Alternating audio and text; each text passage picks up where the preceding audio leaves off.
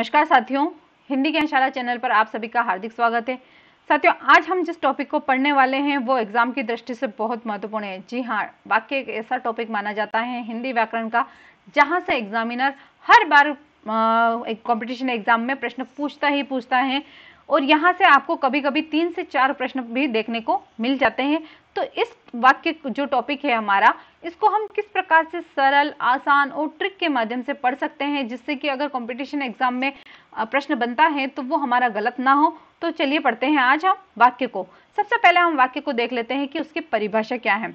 कि जिस शब्द समूह से वक्ता या लेखक का पूर्ण अभिप्राय श्रोता या पाठक के समझ में आ जाए उसे वाक्य कहते हैं। यानी कि वक्ता जो कहकर अपनी बात को समझाना चाहता है, लेखक यानी कि जो लिखकर अपनी बात को समझाना चाहता है, उसका जो पूर्ण अभिप्राय है वो श्रोता यानी कि जो सुनने वाला है और पाठक जो कि पढ़ने वाला, उस तक अगर वो बात पहुंच जाती है वही हमारा वाक्य कहलाता है। दूसरे शब्दों में देखते हैं कि विचारों को यानी कि हमारे मन के जो विचार आते हैं, हमारे भाव आते हैं, जो मानसिक क्रियाएं हैं, उनको पूर्णता से प्रकट करने वाली एक क्रिया से युक्त पद समूह को हम वाक्य कहते हैं। यानी कि ऐसे पदों का समूह जिससे हमारे विचारों, अपने भावों को, अपनी मानसिक क्रियाओं को हम पूर्णता देते हैं, प्रकट करते हैं उन्हें दूसरों के सामने, वही हमारा वाक्य कहलाता है। अब हम देखते हैं कि सरल शब्दों में वाक्य की क्या परिभाषा है। वह शब्द समूह जिससे पूरी बात समझ में आ जाए। यानी कि सिंपल सी बात है कि अगर कोई बात कह रहा है और वो बात हमें समझ में आ रही है, वही वाक्य है। सीधी सी बात ये है। अब यहाँ पर कुछ उदाहरण देख लेते हैं कि महाराणा प्रताप के घोड़े का नाम चेतक था। ये एक वाक्य है जिसको अगर लिखा गया है और मेरे द्वारा अगर कहा गया है वो आप तक समझ में आ रहा है तो ये वाक्य है। ठीक है, दूसरा देखते हैं कि चुनाव अधिकारी ने मतों की गिनती की, बात हमें समझ में आ रही है इसीलिए ये वाक्य है। मोहन समाचार पत्र पढ़ता है, ये बात भी हमें समझ में आ रही है तो ये भी एक वाक्य का रूप है। आगे देखते हैं हम कि वाक्य के जो घटक या अंग कितने होते हैं। वाक्य के 2 घटक होते हैं या 2 अंग होते हैं, उद्देश्य और विधेय। जिसमें उद्देश्य क्या होता है वो देखते हैं। जिसके विषय में कुछ कहा जाए। किसके विषय में? यानी कि कर्ता हो सकता है, हमारी संज्ञा हो सकती है, कोई भी उसमें हो सकता है जिसके विषय में, यानी कि जिस सब्जेक्ट के बारे में हम बात कर रहे हैं अगर वो यहाँ है वो हमारा उद्देश्य कहलाता है। जैसे कि यहाँ एक उदाहरण दिया गया है बहुत अच्छा, हरिश्चंद्र सत्यवादी राजा थे। यहाँ पर बात हम किसके बारे में कर रहे हैं? हरिश्चंद्र जी के बारे में। तो हरिश्चंद्र जो हैं वो हमारे उद्देश्य कहलाते हैं। यानी कि जिसके विषय में हम बात करते हैं वो हमारा उद्देश्य होता है। ठीक है, इस वाक्य में हरिश्चंद्र जो है वो उद्देश्य है क्योंकि उन्हीं के संबंध में यहाँ पर कुछ कहा जा रहा है। यानी कि जो वाक्य का आधा जो टुकड़ा है वो जो बात की जा रही है वो किसके बारे में की जा रही है? वो हरिश्चंद्र के बारे में बात की जा रही है। इसीलिए ये हरिश्चंद्र जो है यानी कि जो हमारा जिसके बारे में हम बात कर रहे हैं वो हमारा उद्देश्य है। अब देखते हैं कि विधेय क्या होता है। विधेय यानी कि उद्देश्य, यानी कि हमारा जो कर्ता है, कह सकते हैं हमारा उद्देश्य जो है उसके बारे में जो कुछ कहा जाता है, यानी कि जिसके बारे में जो कुछ भी आगे की लाइन में जो कहा जाएगा वो उसका विधेय कहलाता है। जैसे कि ऊपर के वाक्य में हरिश्चंद्र के विषय में कहा गया था कि सत्यवादी राजा थे। हरिश्चंद्र सत्यवादी राजा थे, हरिश्चंद्र तो हमारा क्या हो गया? उद्देश्य, और विधेय क्या हो गया? सत्यवादी राजा थे। अतः ये जो हमारा क्या हो गया? ये हमारा विधेय हो गया। तो वाक्य के कितने अंग हैं? 2, उद्देश्य और विधेय। आगे चलते हैं। अब हम वाक्य के जो भेद हैं यानी कि वाक्य के जो प्रकार हैं वो कितने प्रकार के हैं वो हम देखते हैं। पहला है अर्थ के आधार पर। अर्थ के आधार पर हमने वाक्य को 8 भागों में बांटा है। अर्थ के आधार पर कितने भागों में बांटा है हमने? 8 भागों में, क्योंकि यहीं से प्रश्न बनता है। वाक्य के अर्थ के आधार पर वाक्य के भेद होते हैं। वहां पर नंबर्स में आपको 5, 4, 3, 2, 8 ऐसे इस तरह से संख्या दे दी जाती है और पूछा जाता है, सिर्फ संख्या दी जाती है वहां पर, या चाहे वो आपको शब्दों में लिख देंगे 8, 7, 5, 4। तो कितने होते हैं? 8 होते हैं। कौन कौन से हैं उनको पढ़ते हैं हम। विधानवाचक वाक्य, निषेधवाचक वाक्य, आज्ञावाचक, प्रश्नवाचक, संदेहवाचक, संकेतवाचक, विस्मयवाचक, इच्छावाचक। अर्थ के आधार पर कितने हैं हमारे? 8 हैं। और कौन कौन से हैं? विधान, निषेध, आज्ञा, प्रश्न, संदेह, संकेत, विस्मय और इच्छावाचक। ठीक है, ये हमारे 8 हैं अर्थ के आधार पर। जैसे कि मैं 8 बोल रही हूं तो अर्थ में 8 अ और आ जो है वो आपको वर्णमाला के 2 प्रथम अक्षर जो हैं वो देखने को मिलेंगे। तो इस ट्रिक से भी आप इसको याद रख सकते हैं कि अर्थ के आधार पर 8 प्रकार होता है। अब आते हैं रचना के आधार पर कितने भेद होते हैं। तो रचना के आधार पर जैसे कि आपको रचना लिखा हुआ है तो इसमें 3 अक्षर दिखाई दे रहे हैं। तो उसी प्रकार रचना के आधार पर भी हमारे वाक्य के जो प्रकार होते हैं, वाक्य के जो भेद होते हैं वो भी 3 ही होते हैं, सरल, संयुक्त और मिश्र। कौन कौन से वाक्य हैं? सरल वाक्य, मिश्र वाक्य और संयुक्त वाक्य। ठीक है, रचना के आधार पर कितने हो गए? 3 और अर्थ के आधार पर 8। अब इनको हम डिटेल में पढ़ेंगे। पहला देखते हैं हम अर्थ के आधार पर कितने भाग जो हमारे 8 भाग हैं उनको एक एक करके पढ़ते हैं। पहला है हमारा विधानवाचक वाक्य। जिस वाक्य से क्रिया को करने या होने की सूचना मिलती है, यानी कि ऐसा वाक्य जिससे कि कोई क्रिया अगर हो रही है या चल रही है उसकी अगर हमें सूचना मिलती है, उसकी हमें जानकारी मिलती है तो वो हमारा विधानवाचक वाक्य कहलाता है। यानी कि सरल शब्दों में हम कहें कि जिस वाक्य में किसी काम का या बात का होना पाया जाता है वो हमारा विधानवाचक वाक्य कहलाता है। जैसे कि उदाहरण देखते हैं हम, मैंने पानी पिया, वर्षा हो रही है, मोहन पढ़ रहा है। सरल सी बात है, अगर एक साधारण सा वाक्य है वो विधानवाचक वाक्य के अंतर्गत आता है। दूसरा आता है हमारा निषेधवाचक वाक्य या निषेधात्मक वाक्य। अब निषेधात्मक वाक्य क्या होता है या निषेधवाचक वाक्य क्या होता है वो हम देखते हैं कि जिन वाक्यों से कार्य के ना होने, यानी कि मनाही का भाव जो होगा, न, नहीं इत्यादि जो शब्द यहाँ पर आपको देखने को मिलेंगे का भाव होना प्रकट होता है, उसे हम निषेधात्मक या निषेधवाचक वाक्य कहते हैं। जैसे कि उदाहरण देखते हैं, राम ने खाना नहीं खाया। यहाँ पर जो नहीं शब्द है वो निषेध यानी कि मनाही का जो है वो सूचक है। वहां मत जाओ, मत जो शब्द है वो भी हमारा निषेध के रूप में ही प्रयुक्त होता है। जैसे कि सड़क पर मत भागो, अनुष्क घर पर नहीं है या राम घर पर नहीं है, ये शब्द जो है हमारे निषेध के रूप में प्रयुक्त किए जाते हैं। अब देखते हैं हमारे आज्ञावाचक वाक्य क्या होते हैं। जिन वाक्यों से आज्ञा, कोई अगर हमें आज्ञा देता है या हम किसी को आज्ञा देते हैं, प्रार्थना, किसी से प्रार्थना की जाती है या किसी की प्रार्थना को हम सुनते हैं आदि का बोध होता है, उन्हें हम आज्ञावाचक वाक्य कहते हैं। ठीक है, जैसे कि किसी की आज्ञा है, अनुमति है, उपदेश है, विनय है आदि का जो हमें बोध होता है वो हमारा आज्ञावाचक वाक्य के अंतर्गत आता है। जैसे एक गिलास पानी लाओ। दूसरा वाक्य है हमारा, खड़े हो जाओ, अपना कमरा साफ करो, इस कुर्सी पर बैठो। इस प्रकार के जो वाक्य हैं हमारे आज्ञावाचक वाक्य के अंतर्गत आते हैं। अब आता है हमारा प्रश्नवाचक वाक्य। जिन वाक्यों से किसी प्रकार के प्रश्न पूछने का बोध होता है उन्हें हम प्रश्नवाचक वाक्य कहते हैं।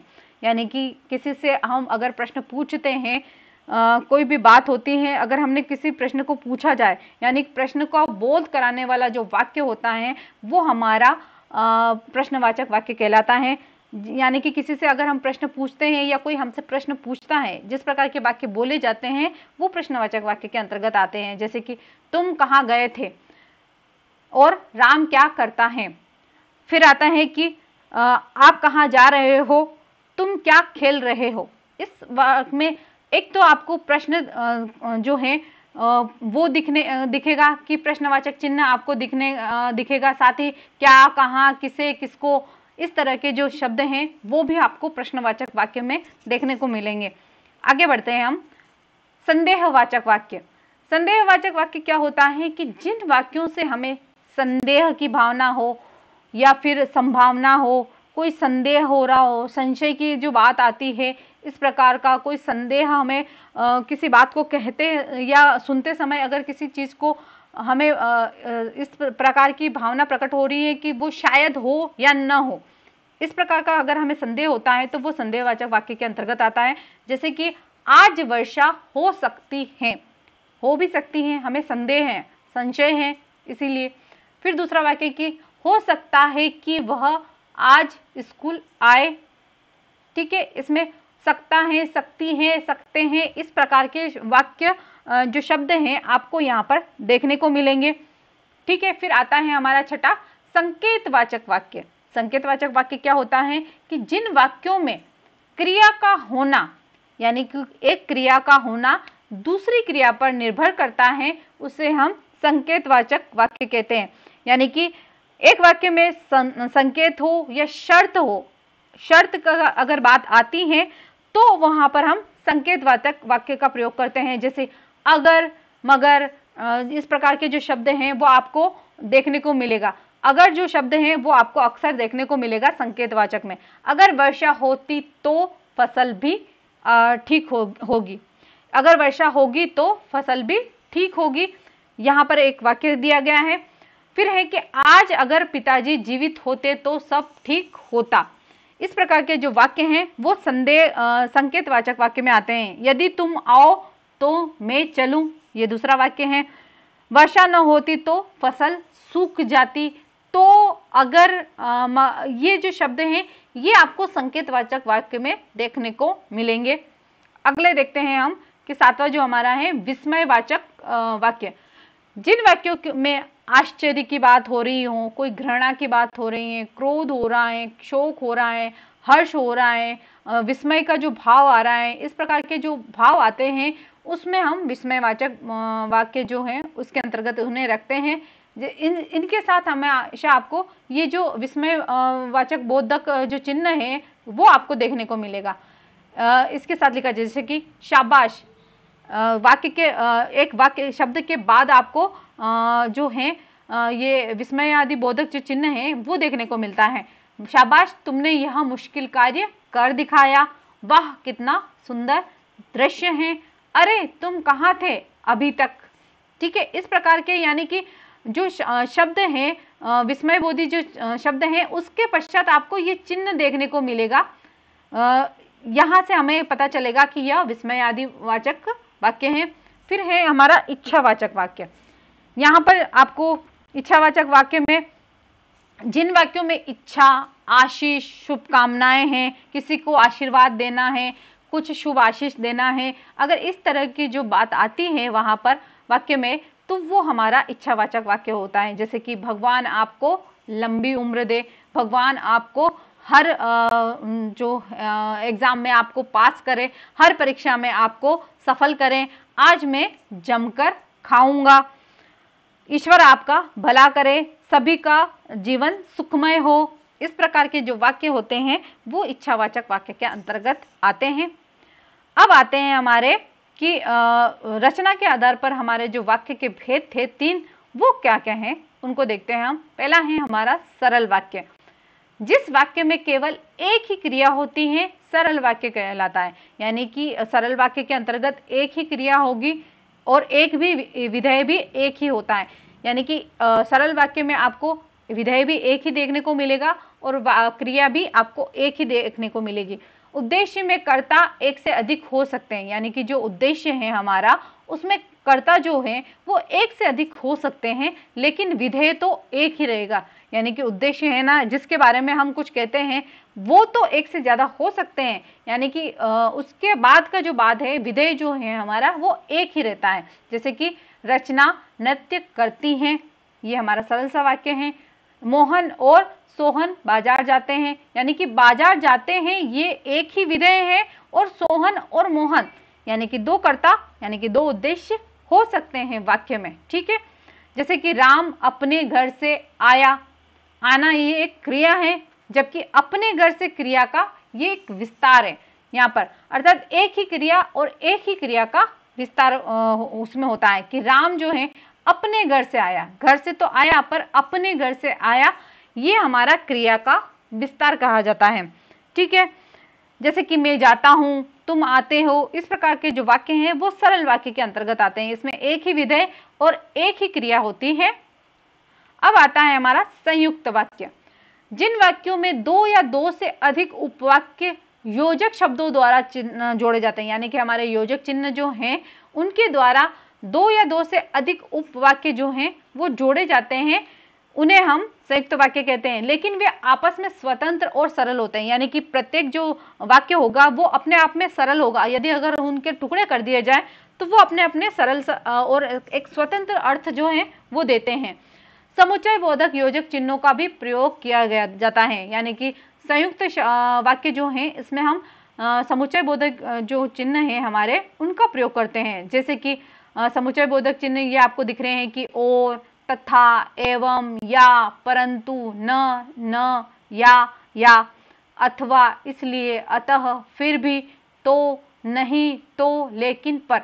आप सिर्फ यहाँ पर संयुक्त वाक्य के लिए ये चीजें, संयुक्त बोधक चिन्ह जो हैं हमारे, इनको अगर आप याद कर लेते हैं तो आपका संयुक्त और मिश्र वाक्य जो हैं वो कभी भी गलत नहीं होगा, क्योंकि कंफ्यूजन हमेशा इन दोनों वाक्यों में ही होता है कि कहाँ संयुक्त है और कहाँ पर आपको मिश्र वाक्य लगाना है। तो इन चीजों को आपको याद रखना पड़ेगा।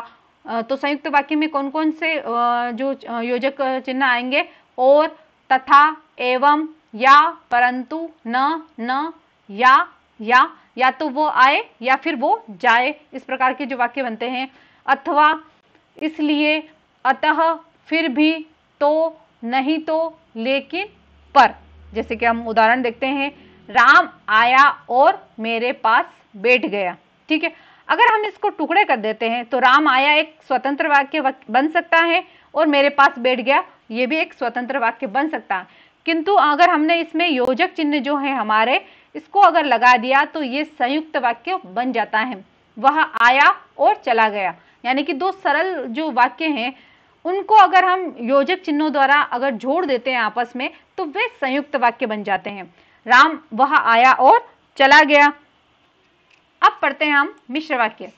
ऐसे वाक्य जिसमें एक उपवाक्य मुख्य या प्रधान होता है, यानी कि वाक्य जो होगा एक प्रधान वाक्य होगा, मुख्य वाक्य होगा, तथा अन्य जो वाक्य होंगे उससे आश्रित या गौण वाक्य होंगे। इसमें एक उद्देश्य और एक विधेय के अलावा एक से अधिक क्रियाएं होती हैं, यानी कि आपको वाक्य के अंतर्गत एक उद्देश्य देखने को मिल सकता है, एक विधेय ही देखने को मिल सकता है, किंतु उसमें क्रियाएं जो है वो एक से अधिक हो सकती हैं। इन उपवाक्यों को जोड़ने के लिए हम कुछ समुच्चय बोधक शब्द जो है उनका प्रयोग करते हैं, जैसे कि, ताकि, क्योंकि, जैसा कि, जो ही, जब तक, जहां तक, जहां, भले ही, जो, जिसे, जिनका और जिन्हें। जिसमें से जो संज्ञा प्रधान वाक्य हैं वो हैं शब्द हैं कि और क्योंकि, और विशेषण प्रधान है जो, जिसका, जिससे, जिन्हें जो शब्द हैं ये हमारे विशेषण प्रधान होते हैं। और क्रिया विशेषण जो प्रधान होते हैं जितना, जैसे, जो का, क्यों, इस प्रकार के जो वाक्य होते हैं, शब्द जो होते हैं हमारे मिश्र वाक्य के अंतर्गत आते हैं। जैसे कि हम उदाहरण देख लेते हैं, जो पुस्तक आपने दी थी मैंने पढ़ ली। तो हमारा जो वाक्य है जो से शुरू होता है और पुस्तक आपने जो दी थी वो मैंने पढ़ ली। यहाँ पर पुस्तक जो आपने दी थी ये प्रधान वाक्य है, उसके अलावा जो वाक्य आए हैं वो मिश्र प्रधान या गौण वाक्य के अंतर्गत आते हैं। यदि मेहनत करोगे तो सफलता मिलेगी, तो यानी कि यदि मेहनत करोगे ये प्रधान वाक्य है तो सफलता मिलेगी, ये आश्रित या उपवाक्य हैं, इसके अंतर्गत इसमें आते हैं। जैसे कि इसके अंतर्गत आपको मिश्र वाक्य में मुहावरे और लोकोक्ति भी देखने को आपको मिलेगी, जैसे जिसकी लाठी उसकी भैंस, इस तरह के जो वाक्य होते हैं मिश्र वाक्य के अंतर्गत आते हैं। और आश्रित उपवाक्य का आरंभ जो होता है हमेशा हमेशा योजक चिन्ह से होता है, यानी कि यदि, यदि तो, ये जो वाक्य हैं ताकि, जो कि, क्योंकि, जो, जब तक, ये शब्द जो हैं ये आपको वाक्य के प्रारंभ में ही देखने को मिल जाते हैं, इसे ही हम मिश्र वाक्य कहते हैं। अब देखते हैं हम कि किस प्रकार से हम वाक्यों का रूपांतरण कर सकते हैं, कि एक वाक्य को सरल वाक्य से संयुक्त वाक्य में, सरल वाक्य को मिश्र वाक्य में, मिश्र वाक्य से संयुक्त वाक्य में किस प्रकार से हम परिवर्तन कर सकते हैं। कुछ उदाहरण है, सरल वाक्य से संयुक्त वाक्य में रूपांतरण किस प्रकार से होता है। जैसे कि उदाहरण है, मोहन पुस्तक पढ़ और लिख रहा है, यानी कि पुस्तक पढ़ भी रहा है और लिख भी रहा है, ये हमारा सरल वाक्य है। किंतु मोहन पुस्तक पढ़ रहा है और वह लिख रहा है, ये हमारा संयुक्त वाक्य है, क्योंकि दो अलग अलग वाक्य हैं और उनको हमने योजक चिन्ह द्वारा जोड़ दिया है, इसीलिए ये हमारे संयुक्त वाक्य के अंतर्गत आ गए हैं। फिर आता है कि सरल वाक्य से मिश्र वाक्य में रूपांतरण किस प्रकार से होता है। संतोषी मनुष्य हमेशा सुखी रहता है। ये एक सरल सा वाक्य है क्योंकि इसमें सीधी सी बात कही गई कि संतोषी मनुष्य जो होता है वो सरल होता है। अब जो वाक्य देखिए, जैसे कि जो मनुष्य संतोषी होता है वह सदा खुशी रहता है, यानी कि यहाँ पर मिश्र वाक्य आ गया। यानी कि जो से हमारा वाक्य शुरू हो रहा है, हमने पहले ही पढ़ा है कि मिश्र वाक्य में हमेशा योजक चिन्ह जो है पहले लगता है। फिर देखिए कि कांच नीचे गिरकर चूर चूर हो गया, ये हमारा सरल वाक्य है। अब वाक्य इसको मिश्र वाक्य में बदलते हैं, तो जैसे ही कांच नीचे गिरा वैसे ही वह चूर चूर हो गया, ये हमारा मिश्र वाक्य है। फिर आता है कि संयुक्त वाक्य जो वाक्य है उसको मिश्र वाक्य में किस प्रकार से रूपांतरण किया जाता है। आज रविवार है इसलिए बैंक बंद है। यह जो दो वाक्य है प्रधान वाक्य, उनके बीच में योजक चिन्ह का प्रयोग किया गया है जो कि संयुक्त वाक्य के अंतर्गत आता है। अब आता है हम इसको मिश्र वाक्य में किस प्रकार से परिवर्तित करेंगे कि बैंक इसलिए बंद है क्योंकि आज रविवार है, ये हमारा मिश्र वाक्य हो गया। दूसरा है शिक्षक दीपक की तरह होता है और वह खुद जलकर दूसरों को प्रकाशवान करता है। ठीक है, ये हमारा संयुक्त वाक्य है कि इसमें दो प्रधान वाक्य दिए गए हैं कि जैसे दीपक, शिक्षक जो है दीपक की तरह होता है, वह खुद जलकर दूसरों को प्रकाशमान करता है। ये दो प्रधान वाक्य हैं, इनको हमने योजक चिन्ह के द्वारा जोड़ा, इसलिए वह संयुक्त वाक्य हो गया। लेकिन शिक्षक उसी दीपक की तरह होता है जो खुद जलकर दूसरों को प्रकाशमान करता है, इसमें हमारा मिश्र वाक्य का प्रयोग किया गया है। इस प्रकार से हमने आज जो वाक्य हैं उनको हमने अच्छे से पढ़ा है। तो साथियों, आज हमने वाक्य को अच्छे से पढ़ा है, उसके जो विभिन्न भेद हैं, उसके प्रकार है, उन्हें अच्छी तरह से समझा है। तो साथियों, आपको अगर मेरा वीडियो पसंद आता है तो लाइक कीजिएगा, शेयर कीजिएगा, सब्सक्राइब कीजिएगा। साथ ही साथ अपने उन मित्रों तक भी इसे पहुंचाइए जो आरपीएससी फर्स्ट ग्रेड रीट की एग्जाम की तैयारी जो कर रहे हैं, उनको भी आप जरूर से उनको शेयर कीजिएगा। धन्यवाद। Thank you for watching.